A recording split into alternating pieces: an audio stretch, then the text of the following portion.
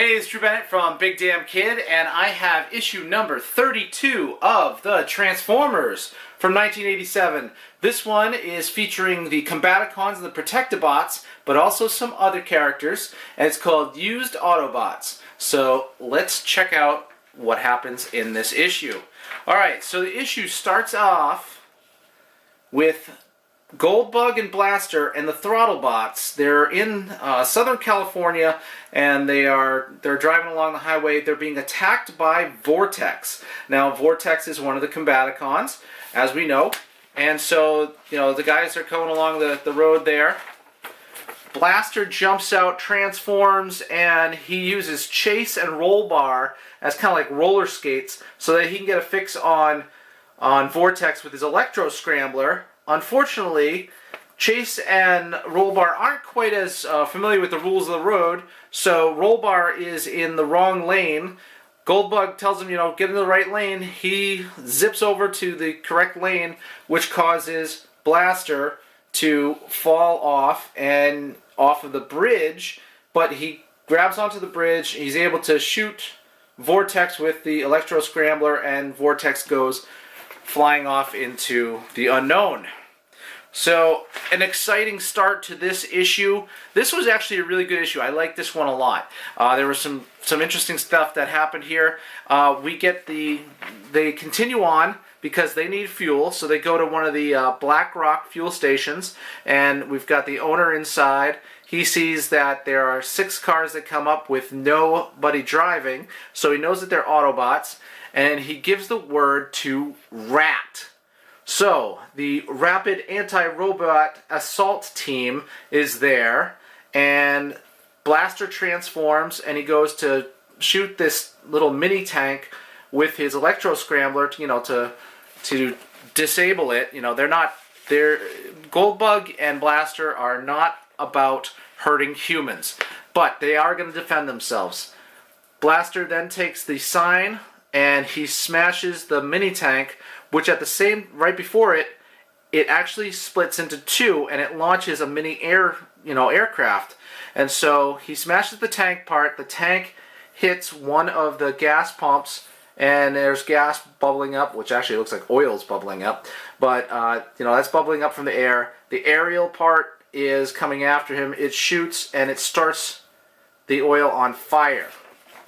So Blaster then, as he does, he saves the guy who's in the R.A.A.T. mini tank, and the aerial craft hits Rollbar, blasts Rollbar in the back there. It also, the fire that started from the aerial attack earlier blows up the gas station. The aircraft crashes, and that R.A.A.T. SWAT team, strike team, they're basically disabled at this point. So the Autobots continue on, and they run for it. Meanwhile, up in the air, Vortex is watching them. We cut over to the Ark. We haven't been to the Ark in a while, so we cut over to the Ark, and there, Wheeljack, who is this mad scientist, great inventor of the Autobots, he is there, and what they've created is a geothermal generator, and they've been building that, for months. It's to tap the heat beneath the volcano and convert it into energon cubes. Pretty smart. They're using that so they don't have to depend on the humans for fuel supplies. And he also tells Grimlock that they've actually fixed up the Ark, and it needs to get re-energized, and they're going to use the energon cubes to do so. But Grimlock is an idiot, and Grimlock basically says, humans get in the way when we fight Decepticons. When he mentions humans and that we don't need to use humans anymore for fuel, he tells them, humans get in the way when we fight Decepticons, humans are weak, and, Wheeljack is like, what's weak is your micro brain, thinking to himself. Then Slag comes up, and he tells Grimlock that there are reports that there's Autobot activity. It might be Goldbug and Blaster, and if that's the case, they might be in trouble. And Grimlock says to Hotspot, you and the Protectobots go and find them, because if they're in trouble, they'll be in trouble no more. And they be in trouble no more. So Grimlock is talking in that idiot speak of his, and Grimlock also tells about the mission that he sent them on back in Transformers number 28. So the Protectobots are heading out to find those Autobots. The Autobots, meanwhile, they're driving along. They need fuel. Rollbar's in bad shape, and up ahead, Goldbug sees a used car lot, and he says, nobody's going to notice us if they park among all these cars overnight. So they park in a place. It's Big Steve's used cars. Big Steve is a total slimeball. The next morning, the police show up at his place, tell him to be on the lookout for 6 cars. He tells them, get on out of here, please, because I gotta, cars to sell, and you guys are going to scare off people. Meanwhile, this poor naive couple comes in. They have $1,500 to spend. He tells them that he has a real special that's only going to last until 10:45 a.m. Luckily, they're there on time. So he tells his assistant, Clifford, to go out and prepare the special car. And as he goes to prepare the special car, Clifford notices 6 new cars, and in one of them, there's a fancy tape deck. Well, he wants that fancy tape deck. He goes to the special car, and he makes it even more special by rolling back the odometer, and then slaps a $1,499 price tag on it. Perfect! That's exactly what they have. So the naive couple then takes a look at that. The wife goes over and looks at Chase, one of the Throttlebots there, looks at Chase, and hey, how about this one? And Steve kind of finally notices that there are a whole bunch of new cars there. He says, no, you want this special one, and he gets them to buy that. A little while later, Clifford comes in, says, I found this radio, can I keep it? And he said, sure, you can keep it. It's going to come out of your salary. And, he also, Big Steve then goes out to take a look at all of the cars. And when he goes out to the cars, he sees, 5 of them are in good shape, but he sees Rollbar, and he's like, oh, I'm going to have Clifford tow that to the junkyard immediately. He hears the word no, and the Throttlebots and Goldbug transform and tell him, you can't do that. So they reveal themselves to him, and they tell him, look, all we want is some fuel and a place to lay low until the night. So, they make a deal with him. And inside, Blaster is there with Clifford, and he's playing the radio, but he's also talking to the Transformers via inter-Autobot radio. That's what they call it, where they can talk internally to each other so that nobody else can hear them. And, Chase tells him that Big Steve is going to help them out, and Blaster says, look, humans often act purely out of their own self-interest. So, and Big Steve doesn't seem like the most reputable guy. Big Steve goes into the office, and he's like, just fill them up, and those 6 will leave. Sounds good. And then he says, 6. And he pulls out the paper from the police, and the police say they're looking for a red Ferrari, a blue Corvette, a gold VW Bug, a green Jeep, a white Ford RS200, and an orange dump truck. Those are exact vehicles that are in his lot. And he's to call a number, and it's a $50,000 reward per vehicle. Well, Steve's never turned down any money. He's going for that reward. So he tells Clifford to go run out to the grocery store to pick up a couple of cases of soda. Not the diet kind, the really sugared kind. And he's like, you got it, Big Steve. Steve then calls the number on the paper. Now, who's that right there? Oh, wait, that's gas cans. Who's that right there, inside of the station? Now, I could be wrong. But you know what? No. I thought for a minute that Clifford took Blaster. He's got his hand on him. But then later, he must have taken him and brought him back. But I guess I was thinking that Blaster heard Big Steve make that phone call, but it looks like he's not in the office at the time when Big Steve makes the phone call. Clifford must have taken the radio with him and then brought it back later. Why he brought it back and left it there and took it to the grocery store is beyond me. But Big Steve fills up the gas tanks with soda, and then he fills up the Autobots with soda. And he waits. He made a call to R.A.A.T, and he waits for them to come. He said, oh, that must be the signal. And R.A.A.T comes with a couple of tanks, and it's Walter Barnett who's there with them. He is there to collect the robots. And then Blaster sees that. He says, this is Blaster. We've driven into another rat trap. Begin evacuation now. The problem is, because all of the Autobots are filled up with soda and not actually fuel, they can't move. They're stuck. There's nothing that they can do. And Big Steve tells Walter Barnett that, you know, he gave him enough sugar to send them all to the dentist, and they shouldn't be any trouble. That's going to go all well and good. They're going to load up the vehicles, but in comes crashing the Combaticons. And the Combaticons lay claim to the Autobots that they want to destroy the Autobots. Blaster radios the other Autobots, tells them, all right, now the Combaticons have shown up.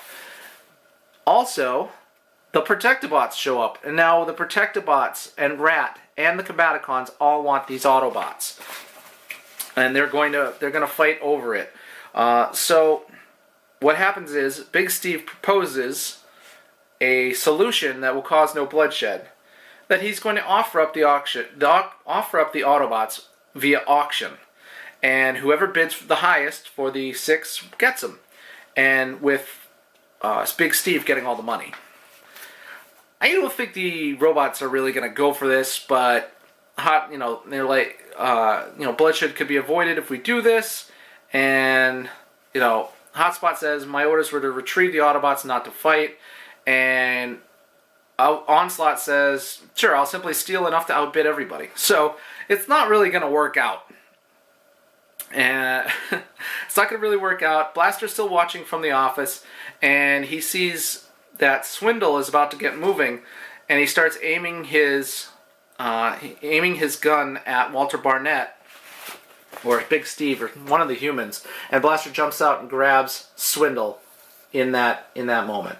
So Blaster grabs Swindle, picks him up, and hurls him into one of the vehicles in the yard. The Protectobots realize that the Combaticons were never going to keep their end of the deal. Duh! They're Decepticons. They're not going to do that. So they are about ready to fight.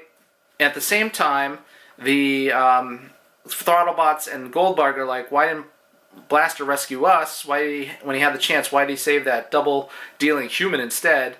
And Goldbug said, I would have been surprised if he didn't, Chase. So Walter Barnett hands Big Steve a piece of paper and tells him to get to cover. And then R.A.A.T, tells them, load up the Autobots, because the other robots are going to start fighting. And it's a pretty good fight. You got Hotspot versus Onslaught. In the back there, you got Vortex and, let's see, it could be Streetwise. Vortex and Streetwise. Brawl fighting First Aid. And meanwhile, all of Big Steve's inventory is getting slagged. It's just getting destroyed everywhere. R.A.A.T loads up the 6 Autobots, and it gets some chains to pull in wide load. The Combaticons and the Protectobots continue to fight. Big Steve can't believe everything's getting destroyed. R.A.A.T takes off with the Autobots. And they say that, backup units are on the way. They didn't have enough guys with them to take on all these robots. They brought enough to secure the ones that they knew of, but having 11 more appear, because they didn't count Blaster in with all the Autobots. And then you got the 2 teams of Combaticons and Protectobots. So 11 more robots, they're not ready for that. As Hotspot and Onslaught are fighting, Brawl takes aim at Hotspot, and Blaster jumps in, knocks him out of the way so that he can't hit Hotspot in the back. And then he throws Brawl into a whole bunch more cars. The Combaticons sound the retreat, and they all transform to vehicle modes, and they take off. And, you know, in the entire inventory of Big Steve has been ruined. And he says, all I'm left with is this lousy piece of paper. And he realizes it's the check for $300,000, and it suddenly disintegrates in his hand. And it disintegrates because Blaster has zapped it with a beam of sonic energy, and now, you know, like the rest of your lot, this check is now ashes. He says, bad enough I lost my friend saving your life. I don't have to let you get rich off them either. And he says, but it's not fair. He says, I know. I love Blaster. So, you know, Blaster basically screws him out of the money. And then he tells Hotspot, hey, you know, no time for thanks and anything like that. We got to get after the guys, and we got to bring them, you know, we got to go save them. And Hotspot says, look, you don't understand. We're here to arrest you and bring you back for trial for treason and execution. Blaster's kind of in a bad way right now. And that's how we end the issue. And we're not going to find out about that until a further issue, because we have a couple other issues in between, and they have nothing to do with the regular continuity so far as I know, and they're kind of weird, and there's some time travel and stuff like that. So we're gonna have to wait to find out the fate of Blaster, and also what's gonna happen, a showdown between Defensor and Bruticus. That's gonna have to wait for now, but in the meantime, you can enjoy this, and then there's the next two, let's see, yeah, two of them that are kind of off the beaten path as far as the issues go. Hey, this is Drew Bennett from Big Damn Kid. You can find me on Instagram, Twitter, and Facebook as Big Damn Kid. You can also find me at BigDamnKid.com, where I do a full write-up of every single issue. And if you subscribe and you like and you comment, then we can interact, because I'd love to hear from you.